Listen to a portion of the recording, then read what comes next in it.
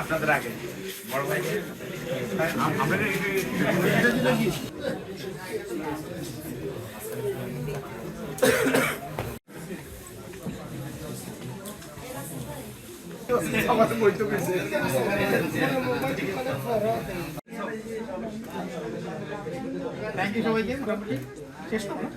এখানে একটা গণতান্ত্রিক প্রক্রিয়া, গণতান্ত্রিক পরিবেশ, গণতন্ত্রের বীজ শক্তিশালী হবে।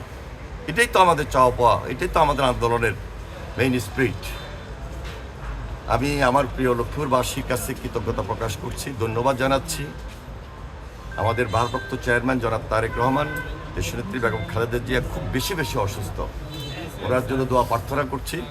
আমরা এখানে যারা উপস্থিত হয়েছি আজকে নেতৃবৃন্দ সহকারে অত্যন্ত দায়িত্ব নিয়ে আনন্দ, উদ্দীপনা, উৎসাহ, স্বতঃস্ফূর্তভাবেই মনোনয়নপত্র জমা দিয়েছি ধানের শীষের পক্ষে। আমি লক্ষ্মীপুর ৩ সদর আসন।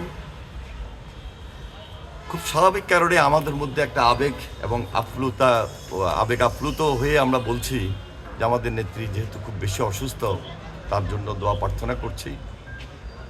আর শহীদ রাষ্ট্রপতি জিয়া রহমানের আদর্শ, সে আদর্শের ভিত্তিতেই সামনে আমাদের একটা টার্গেট আছে।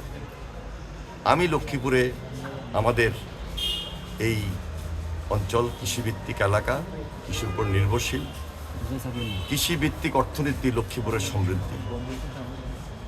আমাদের শুধু এটা স্বপ্ন হিসাবে আমরা চিন্তা করছি না, পরিকল্পিতভাবে আমাদের এই কৃষিভিত্তিক লক্ষ্মীপুরকে সচেতন লক্ষ্মীপুর, সুন্দর লক্ষ্মীপুর এবং স্বনির্ভর লক্ষ্মীপুর হিসাবে গড়ে তুলতে চাই। সেজন্য সবার সহযোগিতা প্রয়োজন। আমার লক্ষ্মীপুরবাসী এর আগেও আমাকে সহায়তা করেছেন, সমর্থন দিয়েছেন। এখনও আমি দাবি নিয়ে বলছি, আবদার রেখেই বলছি, সবার সহযোগিতা কামনা করছি। ইনশাল্লাহ সবাই আমার জন্য দোয়া করবেন।